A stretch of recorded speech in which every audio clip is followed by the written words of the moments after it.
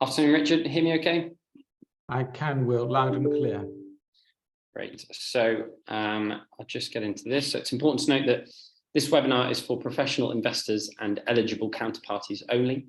Any views expressed in this communication are those of the fund manager and are subject to change without notice.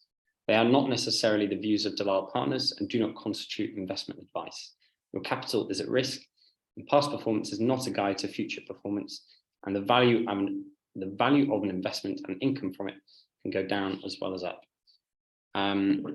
Richard, great to see you again. I think we've got a few people just coming on now, so I think how it would be best to start would be to introduce yourself and explain how you came to run the fund and a bit about your background, please. Thanks, Will. Hi.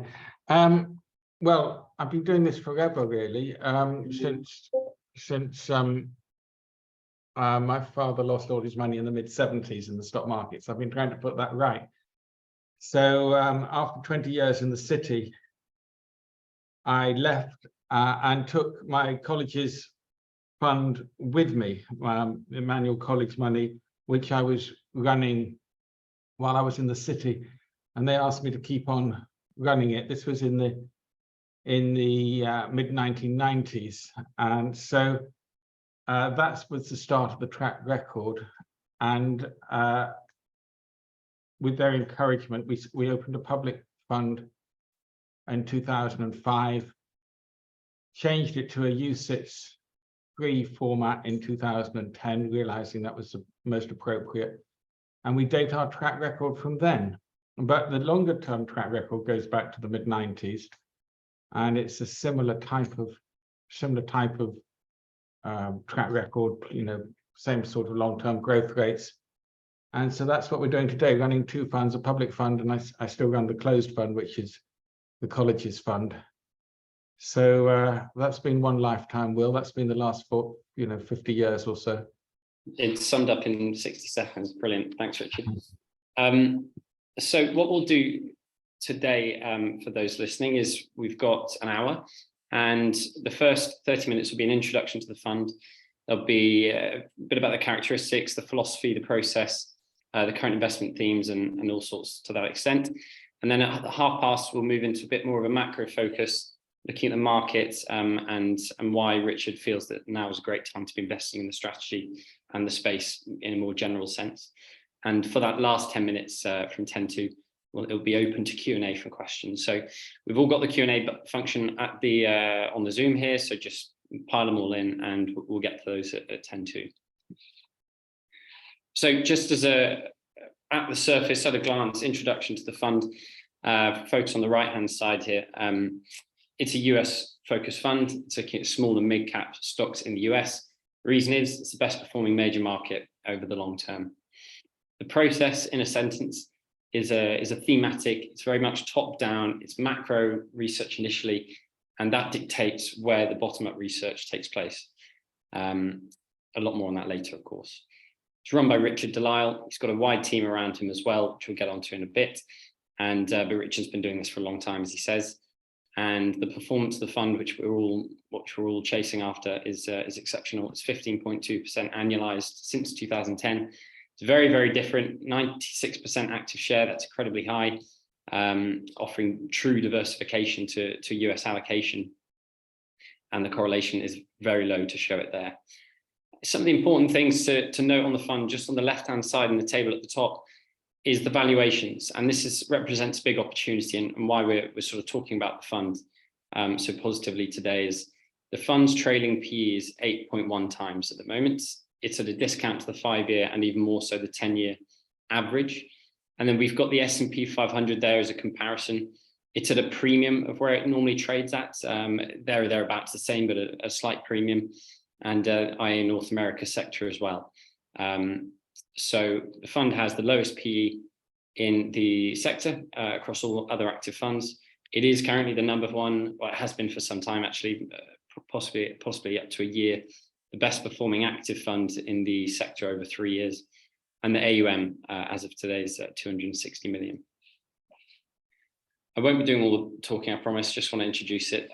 So we look at the fund here with some metrics run from Morningstar. So we like to think of the fund as a quality value proposition. Value side being how cheap the stocks in the portfolio are. Got the valuation metrics there. Like we say, they are the lowest in the sector across all those active funds, but the quality is not compromised. So we've run the debt to capital rates here, so 33.2.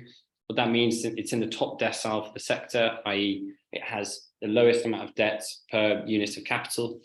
And you look at the historic earnings growth as well across the fund, 24.2%. That is in the top decile of the sector. And there's a lot of growth focused funds out there. This is, you may put it in the value or the blend camp, but the earnings are there. These are just cheap companies. So Richard, it's the elephant in the room. How do you get companies that are so cheap, but have the quality metrics there? And is this by design? Tell us a little bit about the companies you're looking for, please.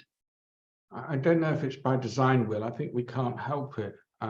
Because if you assume that everyone is a product of the investment environment in which they learned, then I'm a product of the early and mid 1970s.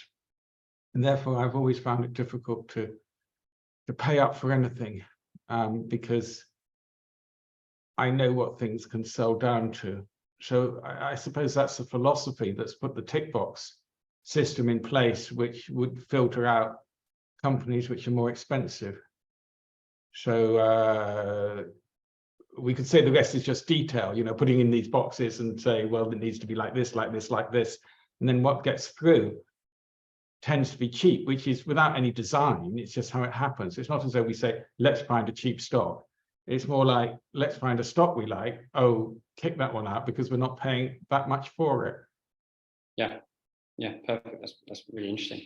Thank you. And we'll look now at the exposure of your fund, Richard, in terms of the sector in the gold, and then the S&P's sector weightings in the blue, and the Russell 2000, a good proxy for small cap in the US in the grey. So we'll touch on more of the themes and that extent later on, but the two glaring sort of underweights and overweights there are energy and technology. So would be really interesting to hear the reason for the differences there. Well, let's start with energy, because this chart is really quite shocking. It looks like we're an energy fund. So that's sort of unfortunate because we're really not. I mean, this is the Morningstar weightings. Within that category, that sort of frightening category of 30% energy, they have bundled in all sorts of our thematic plays. For instance, our rail cars which carry chemicals are in this category. Our uranium, more than 6% of the fund, our 4 uranium companies are in this category. Our floating LNG platforms that benefit if the US gas price goes down are in this category. So it's and on top of that, there's refiners that we hold, exploration and production companies, both in oil and gas, what they call the midstream, the pipelines, the LNG terminals, and last but not least is a serious bet, 14% of the fund on oil service. I'd just like to say, well, we do have some ethics. We don't invest in coal, and we do rigorously check to make sure that they're not, flaming the methane away and wrecking the place. But our view, which we made a couple of years ago, is that the transition to a greener future is going to be longer and more difficult than the market is expecting, and that is the basis for that overweight position. And really, it boils down to, in my opinion, 14% in oil service. That's what's driving this. Moving on to technology, that's much more easy to explain. We've got one technology stock which is less than the market weighting because it's a distributor of wonderful software packages. We've held it for a decade. but apart from that, our natural weighting in technology is 0. We find it to be too expensive for us, which is why, of course, we've missed the very best sector this year. And as you can see, we're wildly overweight in the very worst sector this year, which is energy. So that's superficially a most disastrous bar chart, but we are keeping up because of what we're up to within those bars. Yeah. Last check, funds up something in the region of 18% year to date. Something like that. It's about 3%. We're well ahead of smaller cap indices, but that doesn't really surprise me. I'm just making the point that if you just superficially saw that, it's like energy is the worst sector. The oil and gas, particularly the gas majors, are down on the year against a market that, as we know, is up. You know, the S&P is up 19%, or was at the end of July, and so energy has been making a serious give back from a relative outperformance last year. I'm not saying this structure is disastrous. I'm sort of commenting on it from a sort of a humor point of view, really, that it just looks awful, but it's actually not. We're actually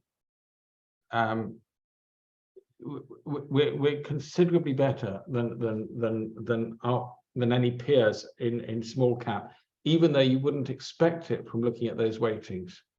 Yeah, and you know, so let's look at the performance. We've got 2 charts on the next slide. This is from since launch, 2010.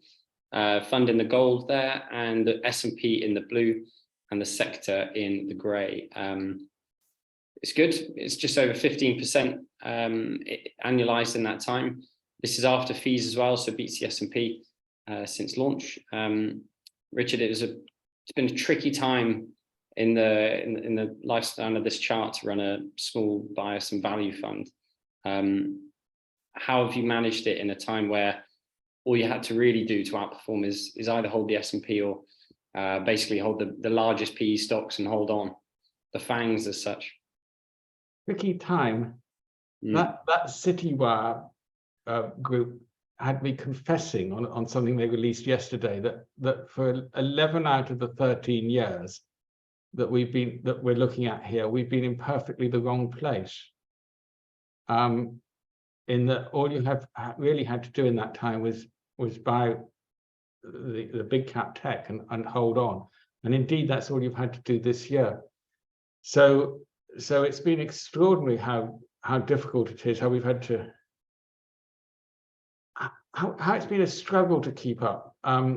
Essentially, this is looking at the period where anyone else that was really in the small cap value space has now gone, because not only was it difficult to keep up, but they became unwanted because you only wanted the FANGs, and that's how it's been this year. I mean, this year has again been extreme. The S&P at the end of July was up 19%, but the S&P equal weighted was just up 10%. So it's what we now call the Magnificent Seven stocks, the biggest 7 stocks in the market, which comprise 28% of the market, of which there's a couple of them are more than doubled.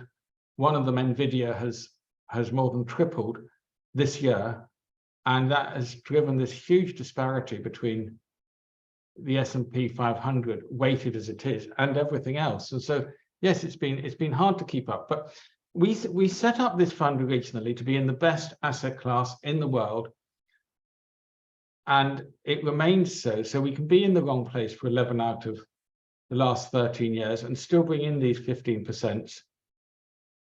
And still just about keep up. And the funny thing is that the longer term statistics, even after all this, show that the asset class we're in is still by far the best.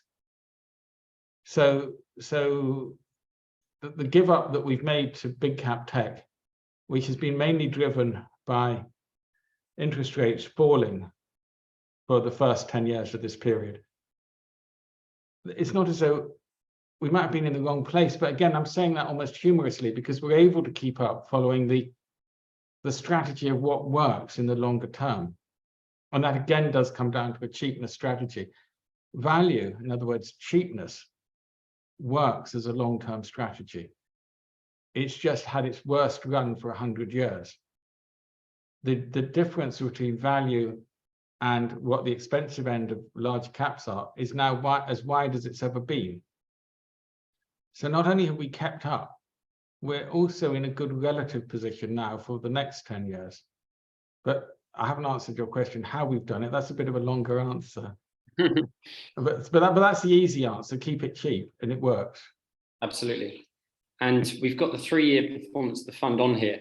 This almost perfectly marries up with the date that the yield on the 10-year Treasury bond bottomed. It's something like 0.51%. And from there, it's been a much higher raising rate environment. The fund's did exceptionally well in that earlier period, but crucially didn't give up any of the gains it's made. A lot of those funds that did well sort of in the back end of in the first year or so of the pandemic gave up a lot of their gains. So credit to you and the fund, Richard, for staying in the range there. Is there anything you wanted to add from this chart, or should we move on? No, we're not moving on. You've raised 2 important points. One is that, yes, we do better in a rising interest rate environment, and that's shown here. As inflation expectations become embedded, and we see that now, whatever you're thinking about short-term rates and the short, is the peak in rates on the horizon? Will the yield curve start to flatten? Whatever your thoughts you have, all that, just bear in mind that the 30-year rate is moving up a little bit as the inflation expectations become embedded, and that suits us because, as I said before, if you think 1970s, what you've got on your hands here is me from the 1970s, and it's that type of market that suits us, and that was therefore we are a pro-inflationary fund. We like it. Inflation, rising long-term interest rates suit us. The second point from this is a little plug here, not to give up on active fund management, because the first thing you might see looking at this chart is what a disaster the grey line is relative to the blue line, because the actives can't keep up with the S&P 500. Once again, to emphasize that this is a special circumstance when the mega cap tech are pulling away and no one can keep up with it. Unless you've got 14% in Apple and Microsoft, you are underweight them. So the fund manager that says, look, we like Apple, we got 6% in it, he wants Apple to go down, or she wants Apple to go down, because if Apple's 7.3% of the market, they're underweight, and their performance against the S&P would be enhanced if Apple goes down, no matter how much they think they like it. And it's that phenomenon that means that no one can keep up with that blue line because of the weightings on those big stocks. Now I've used up all the time, Will. Very interesting. Thank you. So this is a really important slide, and it's showing the main themes that Richard is playing in his fund at the moment. Themes tend to be long-term. They come in gradually. It's not just a sudden absolute pile in or anything like that. They're built gradually, and they're in for the long term. So Great Outdoors and Experiences, for example, have been in the fund for years. House Builders is a more recent entry to the portfolio, but I think we've got some time, Richard, if you want to talk us through a few of these themes that you're really interested in at the moment and that you've been buying recently would be great. Okay, so there's lots of themes here, and some are more important than others. I got excited recently about House Builders. We've been adding to a position in them because they've been coming off such a low base, because it was generally assumed that house builders were going to be in a bad place because of recession coming, interest rates rising, and yet they were acting well. And although we've been overweight them, I was in the same position as I was in energy in 2021, double the market weight. We were 4%, the market was 2%. I was complacently long. I thought it felt right. but it wasn't moving the needle. And it was the same with house builders, where you only need about a 1% weighting and you're over the market weight. So we had a couple of percent in house builders, and they're acting well. I really didn't quite understand why they were acting well, because house prices going down, interest rates going up should have been a bad environment. But then I did finally get it, and we've been adding there, and that is the idea that with fixed mortgages in the States, very different from the structure here. Fixed mortgages being 30-year mortgages, and they were down as low as 3% when interest rates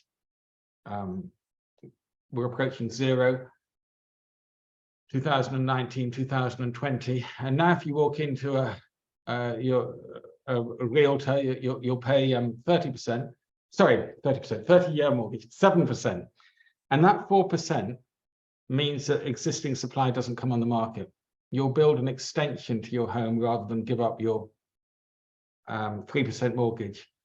And that meant that the house builders started doing very well, even though prices were not doing anything. What you've got to be careful of with house builders is that they haven't managed to stock up on buying lots of land for their backlogs, and then house prices turn down, and they've got a leveraged negative effect on their book values. So that's something we watch very carefully. One way out of that is to make sure that you get the demographic where people are coming into the area, so you're not getting the negativity of the fall in the land values in the first place. So that's why the one we've gone with is M&I Homes. That's 2% of the fund now. And so what we had was house prices coming down and the builders reporting much better profits than expected. And so we get this extreme effect from going from underpriced, and we're not overpriced. The rule of thumb in the US is you sell house builders when they reach 1.5 times book. They've only gone over book in the last couple of months. So there's still some way to go there. But the one that's really made us a lot of money is Builders First Source. And you know, when you start to go through the numbers here, Builders First Source is 2.8% of the fund now, but the sort of rise you've had, that's gone from 65 at the start of the year. It's currently 151. We bought it at 15 5 years ago because it was so cheap. We bought it on 5 times PE. It's now on 13 times PE because the earnings have gone up so much. So this idea that you can have a housing boom with falling house prices it's been a fantastic thing to play with. And what you need to get that is a change in the 40-year interest rate cycle. And so then you can start to say, but the cyclical ratings that we've been putting these house builders on should maybe be adjusted upwards, because their cyclicality is now diminished because of this massive lock-in on the fixed rate mortgages. So you could start to build a case that the underlying PE of the stocks rises as well. So they're in a considerable bull market, and that's been a key consumer durable group that has surprised people. So everyone has expected this rolling recession, you know, different things are going to come and bite, and the big fear was commercial real estate and so on. And then there was some idea that house builders would help to create a recession. And indeed, in this country, they're doing very well at helping create a recession with the short-term mortgages, the 2 years and the 5 years, resetting higher, creating a considerable squeeze on consumer spending, which the Americans are not suffering from. And it is this house building sector that is really helping America dodge a recession. And so you get, for instance, I think it was JP Morgan this week saying now we no longer expect there to be a recession, partly because of what's going on in this sector. So I'm going to use up all the time, Will. You're going to need to, what other sector do you fancy? No, that's fantastic. We're touching on energy a bit later in this presentation, so we'll just move on from here. But any further questions, if anyone wants to hear a particular theme here, just put it in the Q&A box. We'll try and get there. Just looking at the process, so I think it's interesting, Richard, to understand how you and the team go from idea to getting into the position. So very briefly, this is an overview.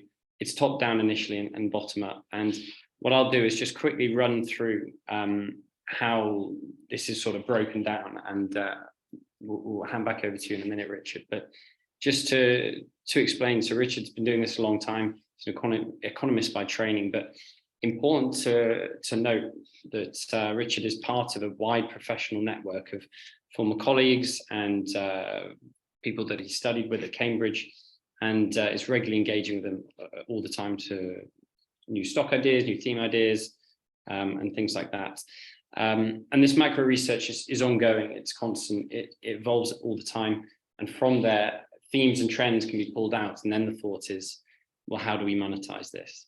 So that's where we come on to the bottom up side, where now speaking to Richard and the team, we wanted to pull out the main metrics and the way that Richard and the guys are looking at stocks and how they decide on them. And these 6 metrics came out over and over again.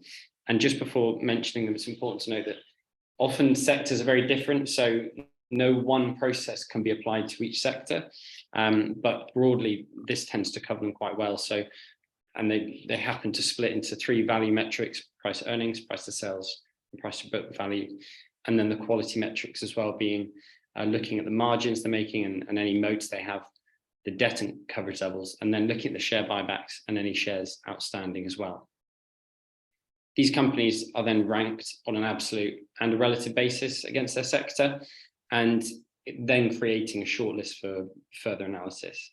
It may be at this point there are no companies that suit or fit the bill for the theme, and it is parked to one side. But should there be some companies that are on the shortlist, there is the final stage, where it's a much deeper dive, and Richard and the team are looking at the PE particularly on an absolute and a relative basis, looking backwards long time, 10, 20 years, seeing where the valuation is now compared to where it's been in previous cycles, looking at insider buying, which is a brilliant indicator of future outperformance. If you've got the CFO buying loads of stock in a down market, it's a leading indicator, for example. And a lot of this information comes from the SEC filings, the 10Ks and 10Qs. They have tens and dozens, hundreds of pages that just have incredible information. Even comments on the valuations of their stock versus their competitors is a really good insight. So that's just a brief insight to how stocks make it through the process there. There's also an ESG analyst at Lisle Partners, Jill Charlton. She's designed a proprietary ESG questionnaire that goes to all the stocks in the portfolio as well. And when constructing the portfolio, new positions will only go in a maximum initial weighting of 1%, and they will then be built on as news comes in. And the fund will never own more than 5% of a single company, and the weightings are based on conviction. So Richard and the team are every day dealing and not chopping and trimming and adjusting weightings based on conviction. Fortunately, the fund has had net inflows every month for the last few years. So new money's coming in all the time. Richard's able to put it into the best opportunities at the time. And there's a key bit on the second line there, which I've missed, which the themes are limited to 30% of the fund. Although energy weighting, you see it there as a sector, is just over 30. The individual themes are limited to 30%. Just so you know, we're not expecting to see 50% in uranium or something like that. Themes are limited to 30%. And then just touch on the sell discipline as well. This fund is not a long-term buy and hold at any cost strategy. If something becomes too expensive, Richard and the team will sell it. It is the sole aim of this fund is to generate the highest returns possible. So a pragmatic approach is taken. Richard, have I missed anything or you'd like to add? Not at all, but we should probably say we've got 6% in uranium, we've got 7% in home builders and related. Those have been driving the fund nicely. Well, several other themes have also been driving the fund nicely. If this had been 3 months ago, we'd probably be having to explain ourselves why we had 14% in community banks and getting all into the banking crisis, which has held us back this year. Not in community banks, they didn't go down so much. But in the energy sector, because the banking crisis caused energy stocks to fall because of prospects of a recession. There's always different things to talk about at any time, but yes, energy is at the forefront at the moment because it's at a maximum weighting. And then just the key points to round up this first half an hour. We'll just focus on the main points at the top. The performance is there. It's the best fund over 3 years in the sector as well. It's incredibly different. Cannot stress this enough, that the high active share, incredibly low correlation. There are companies, the vast majority of the companies in this portfolio, most people have never heard of before. Very different to a typical US equity fund. And then you've got Richard de Lisle pulling the trigger behind it with well over 40 years experience. And the process is top down, it's thematic, and the bottom up is very forensic. And the PE it's cheap. It's very cheap at the moment, so the long-term discount. So Richard, before we move on to the second part of this presentation, is there anything you'd just like to go over on the funds? Is there anything we've sort of glossed over, or should we get into it? We're right on time to go on to the second half, but I think you said it, the fund is cheap. And those points there are about the future. So we're looking in good shape now that the AI wave has passed through and people are now considering these big tech stocks are at the end of another of their big up moves. Yeah, good. So the fund is available on, I think, every platform. If it's not available on a platform that you use, just get in touch and we can add them on. And then CDOL's ISINs are there, and the charge is there as well. So, second part of the presentation.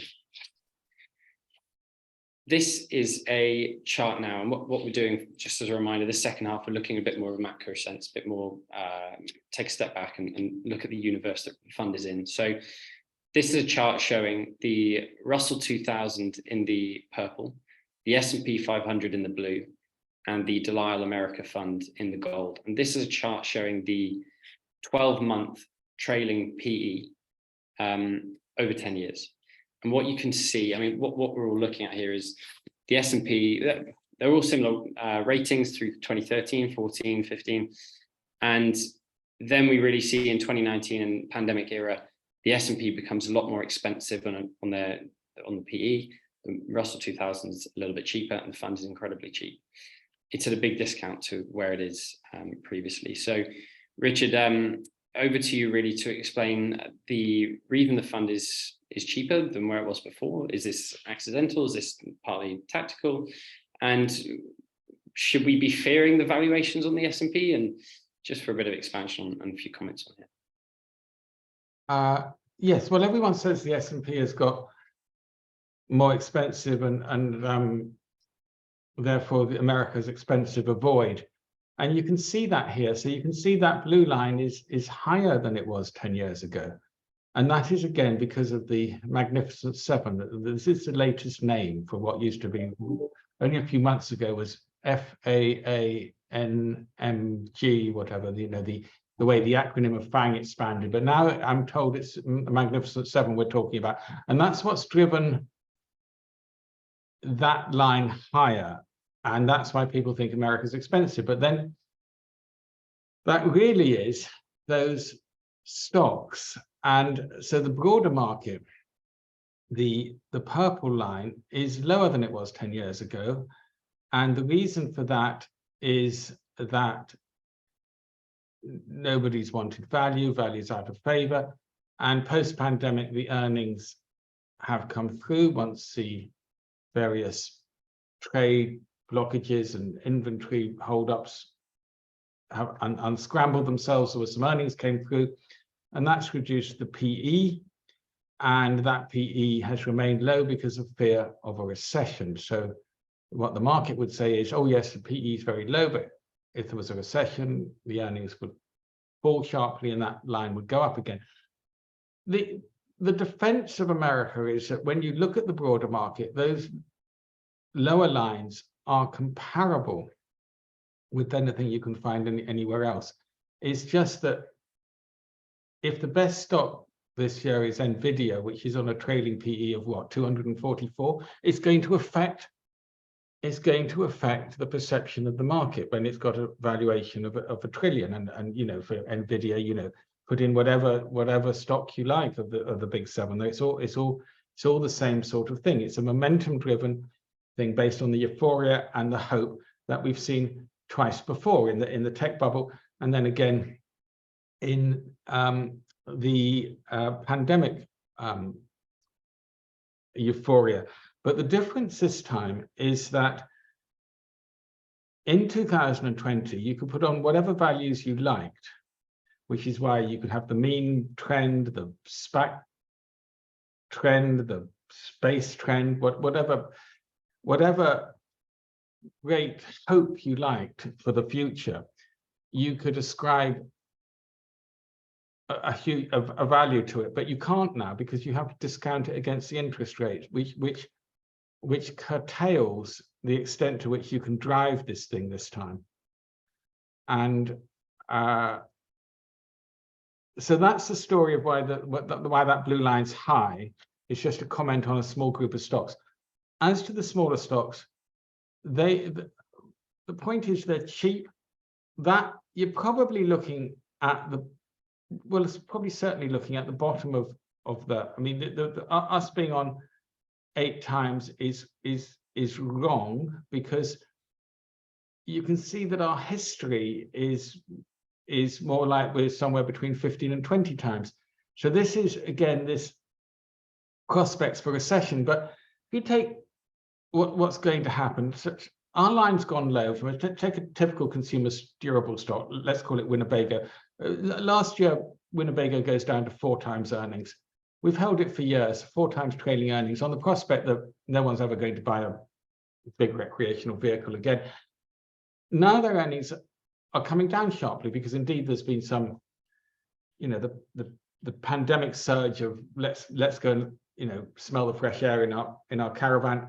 That's passed a bit, and now sales are down, earnings are down, and the stock is on a PE of 8. Now, given that it's got a historic range of about 15, given that it's historically grown from mid-cycle to mid-cycle above the rate of earnings of the market, and given that they're now saying that their inventories are in line, you know, buying is resumed as normal, and we're beginning to look past the recession, at 8 times PE, that's absolutely fine. And we're having this experience in many of these consumer durables, where they're reporting lower comparisons. You know, earnings might be down by 30-40% from last year, and then the stocks are going up. So what's happening there is that they got down to a level of cheapness. And as you can see with our fund getting down, you know, I think we got down to 6 point something on the PE at the low. That's just discounting a slump, really. I mean, you're only really seeing those sort of numbers in, well, we actually never seen them again, but theoretically we saw them at the beginning of 2009. But then there was such a hiatus in earnings that the PE didn't get down that low because the earnings disappeared. And what's happening this time is that the earnings are not going to get negative unless there's some catastrophe coming around the corner. We're seeing people say, oh, well, now we don't think there's going to be a recession. That there's a sort of peak in interest rates is appearing on the horizon, and people are getting more confident, not less confident. Whether history shows there to have been a recession in the last few quarters or not is ceasing to be relevant. So I would expect the bottom 2 lines to rise a bit, but they've got a long way to rise until they become normalized. Yeah, and that's the potential. And that difference between the purple line or the gold line and the blue line, that difference is at a record. Off and on, that's a record, and that's the interesting point here. Yeah. Thank you very much, Richard. If we just move on here to just take a bit of a closer look at one of the themes in the portfolio. oil service stocks, and this makes up part of the energy weighting on there. But we've got two charts here. One is, so there's an ETF for all oil service stocks. It launched in 1st of Feb 2001, or that's as far as the data we can fetch goes back to. And we've got that chart on the top there, and then the bottom chart is a 3-year chart. Richard, what did you want to tease out from these? Well, the first thing is to just to assure people who have fallen off their chairs that that scale is, I know it's not a log scale because it would look too silly, but that is correct, that this oil ETF has absolutely collapsed from 1400 back, going to the days of the great financial crisis, 2008. That peak is when the oil price went up in 2008, and almost down to zero. So the point of the upper chart is that it has been the most savage down cycle in oil service, driven by a number of things. In the first case, because they spent too much money in the first for drilling for oil, and then came the savage backlash that they had a lovely time drilling for oil, but the investors never got any money. Then came the green movement that we should stop drilling for oil because it's a bad thing to do. And then the pandemic hit, so that the oil price went briefly negative for a day, which meant that this lot were totally out of business, and theoretically. And one of our holdings has distinguished itself in the last couple of years in the last few years by actually managing to go bankrupt twice. In that it, when they go bankrupt, it's great in America, because what happens is all the debt where they've been misbehaving gets pushed away, and then they get the green light to start again. But to do it twice, really, you sort of get some certificate of excellence for managing to do that. That's Seadrill. We have a little bit in Seadrill. So effectively, the whole industry went bankrupt, which is why that thing comes crashing down. So then you can buy the cleaned up companies with new management, a commitment to actually operate on behalf of shareholders for the first time for a few generations, at a time when it becomes apparent that actually not drilling for oil is not a very green thing to do, because the consequence is you're going to benefit people like Russia and Iran, and maybe people you don't want to benefit, maybe things that it's not a terribly green thing to do, to let the oil price run up to 3 figures because you haven't drilled enough. And so there's this long cycle in place about this realization. People are coming around to the idea that we need to drill. And I'm just using these charts to demonstrate that you might think that oil service has been quite hot, but they're coming back from an awful long way down. And so when we look at the lower chart, and you might say, well, look, this index has already tripled from 100 to 300. Surely there's not much more to go for, given that oil, given how slow China is to come back, given how Europe will only come back when the sun is shining for a long time, and why? So I don't think oil's going to be in triple digits, and so on. And you make all the, and why would you buy oil service? They've already tripled.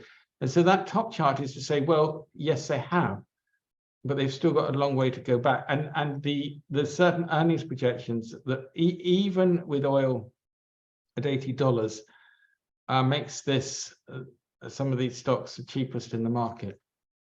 So it's not as though we're saying, right, that's it, we must have oil service, although our analysis is top down and leads us to this group.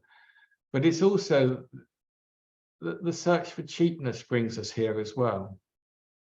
Yeah, thank you, Richard. That's really insightful.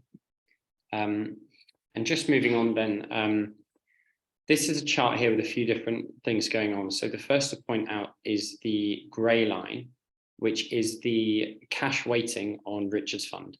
And this is a chart just going back to just when we did our last webinar, just as a catch up from there, but it's the 30th of June or end of June.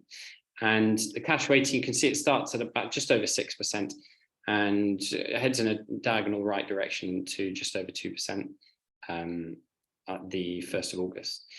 In the gold, you've got the returns of the fund, and in the blue, you've got the S&P 500. And this is just a point to say that the cash weighting on the fund is actively managed, and this year it's been as high as 8%, maybe just above.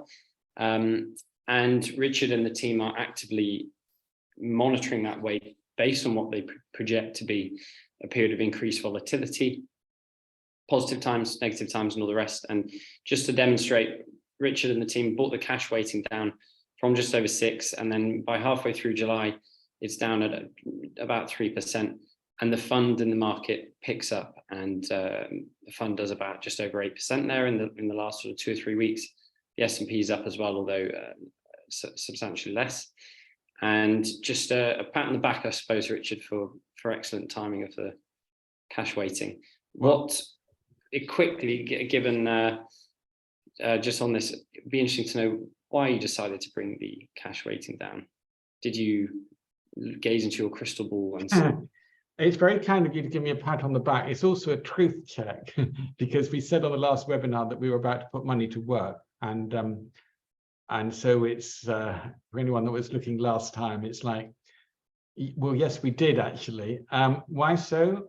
We've been at 7% weighting all this year because although the S&P was going up, our stocks, our sectors were not going up. And then on March the 9th, the banking crisis absolutely was disastrous, and that's why you've got this opening up of this jaw between the expensive and the and us, and then at the end of May, things stopped getting worse. This existential doubt: will America have small banks? Surely all the money will go into the big banks for safety, and all this questioning the existence of the industry. And we've just discussed how the oil service industry effectively disappeared in the US.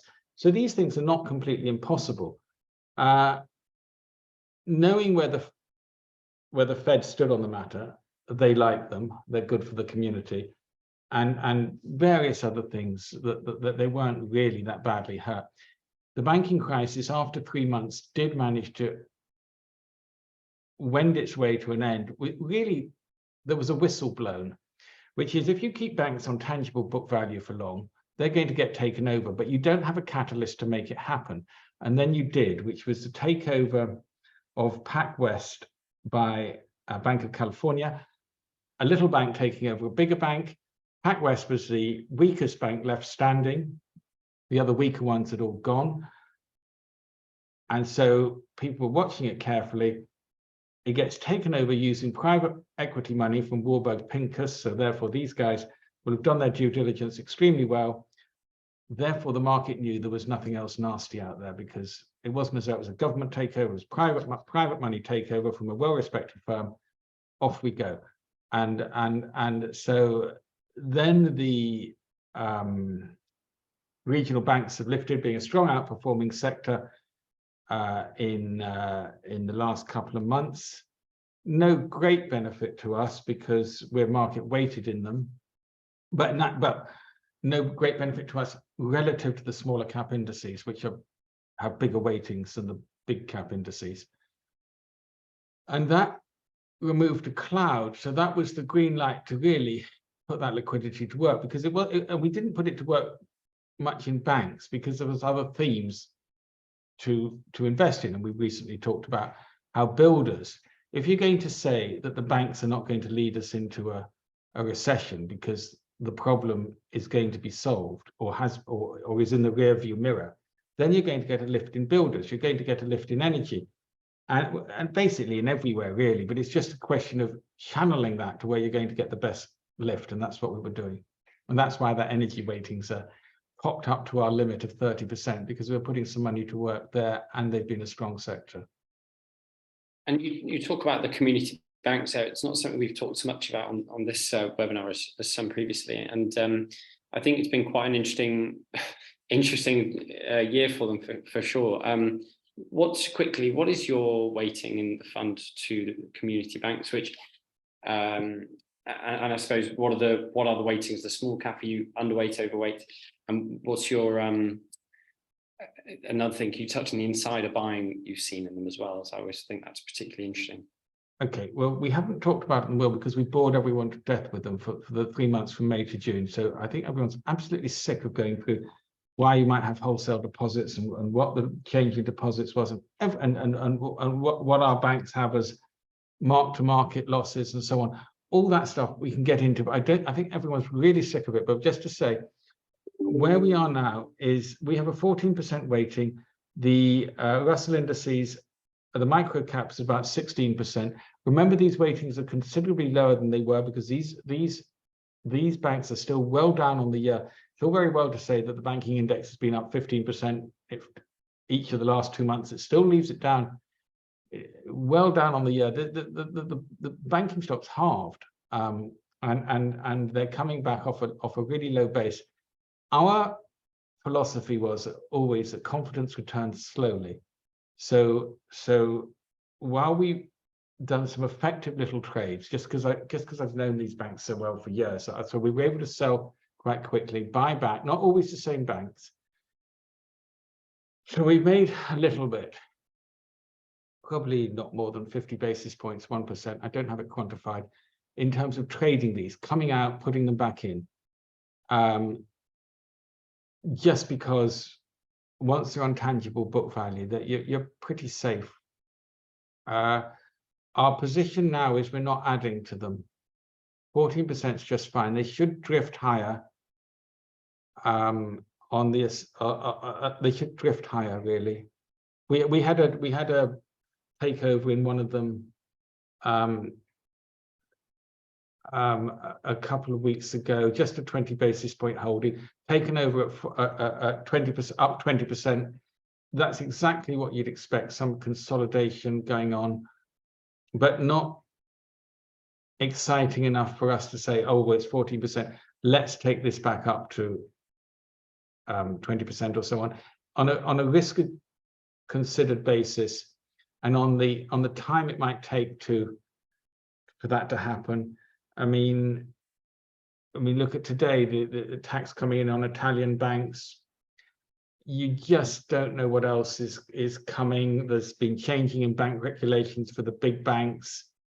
Doesn't matter much in the US. That's fine. Whatever Jamie Dimon says, he's JP Morgan can handle it just fine. It won't affect them much. But with regard to our weighting, I'm happy at 14 for the rest of the year. I think it'll probably be about a market perform, even though they remain the weakest sector year to date. That's our position. And our banks remain well away from the epicenter, except for one that we played, which is New York Community Bank, which took over the assets of Signature Bank. They got them far too cheaply from the Fed. So we've got a 0.5% weighting in it. It's up 40% since we bought it. That's fine. It should be, and it should go on from here. It's still, amazingly, after a 40% up move, still only just above tangible book. So, but it's a small play. I'm not going to take the risk of say, well, you know, this bank's got something far too cheap from the Fed. Let's push in a few percent here, and it's 0.5% is just fine. It's great insight. Thank you, Richard. And then just moving on to the last slide in the deck here, and just really summing up some of the reasons why you believe people should be looking at the sector and the fund by extension as well. So perhaps if you just run us through these points on the left, and then we can finish with the quote on the right. Okay. Well, apologies if repeating, but the first point is that point we've been discussing, that the fund is cheap relative to its own past. This PE is cheap here. And on the basis that America is doing fine, if you look at the recent GDP figures, up 2.4% for the last quarter, we benefit from real stuff happening, not lock-ins and lockdowns and sitting around screens. We benefit from people coming out to play. the interest rate peak is on the horizon. That's good for us. Higher interest rates, higher short-term rates mean the prospect of a slump, but no stock market wants a slump, but in particular, if you're in small and value, that's an underperforming sector if there's a really big slump on. So having said that, I just want to say, that's not a big fear point for us. I mean, for instance, last year, we had a strong outperforming year, even though fear of recession was a driving force last year. But an actual slump, when nobody actually will buy another Winnebago, because if we're going back to 2009, where people were scuttling their boats in the Florida bayous so they didn't have to pay the insurance on them, now that's what we call a slump. We do not want that. There seems to be no prospect of that. So interest rate peak is good. That's short-term rates. Long-term rates going up because of embedded inflation. That's good for us as well. In other words, flattening of the yield curve, which is less recessionary, is good for us. And that's what's happening at the moment. The yield curve has held an inversion, and quite a steep inversion, for quite a long time. And the prospect of flattening helps us. The energy thing we've discussed, but that cycle, I think, for many reasons, breakdown of globalization, onshoring, so many different things in geopolitics, so many different things in energy needs, mean that cycle, I think, will play for a long time, and that includes the uranium cycle. We've been long uranium for 4 years now, and it's going great. And we thought it would be a 10-year cycle. It could be even longer, but we think we've got a long way to go. I mean, our main uranium stock is still only half price where it was 15 years ago, and it's got a long way to come back. And last but not least is what the Democrats have put in place. They have ingeniously managed to lock in deficits of at least $1 trillion a year from next year all the way through to the end of the decade. And that means the defanging, if you like, or the neutering of the Fed, because it means monetary policy is less effective. If you spend lots of money you don't have, interest rate policy is less effective. And that, again, it would be linked in with the rising rate of the long bond. And our companies benefit from these amazing bills that have passed and are in place. Our companies, building the roads and the bridges that haven't been done for years. And then after the US Steel earnings, I wanted this put on because this quote here relates to this last point about the infrastructure bill. And it's quite simply because we just haven't seen a quote like this before, because US Steel or General Motors, these sort of companies, what's good for US Steel, what's good for General Motors is good for America. We haven't had this philosophy since the 1950s. But here comes the CEO saying he couldn't be more bullish, because these bills in place, building all these things, is showing great US demand for steel. And that is what's benefiting our stocks in the industrials. We want to get more overweight industrials. We've got companies that are really benefiting in the same way as US Steel are, building all sorts of things that we can get into. And those bills will drive things for years. So that's the why now. And if you think that the Democrats won't win the election, because I know it's evenly balanced, the Republicans will be very unlikely to repeal them, because their base are the red states are the beneficiaries of this infrastructure spending. So they're hardly going to undermine their own base by cancelling these jobs which are helping the blue-collar workers. We'll get into politics next year, shall we? Yeah. I mean, it amazes me how always in the US, we talk about the politics, the elections so far in advance, but it's important, isn't it? So it doesn't happen till January 25. We've got we've got the change of administration. We've got a chart. We'll get into the psephology soon. It's a great subject, but it needs an hour or so to bore people, I think. Yeah, absolutely. Well, we haven't had a question in on it so far. So we haven't actually had any questions in at all, Richard, and it leaves us nicely at 3 o'clock. So I'm happy to leave it there if you are. Are there any final remarks you'd like to make just on the fund? Well, as usual, if there's any extra difficult questions, please email them in, and we always deal with them. Okay, so the last remarks are the time is good. If you accept those 4 points we put up on there on the screen, the timing is good now, even though the fund is at a high. I feel that we will close that gap where we are lagging the S&P 500 a bit this year. I've got a feeling we've got them in our sights now. And the fund is so different to the S&P as well, which is an asset allocator's dream, hopefully, that low correlation. So we'll leave it there, Richard. Thank you for your time, and I will catch up with you soon. Thanks so much. Thanks everyone for listening. Thank you for listening. Bye-bye.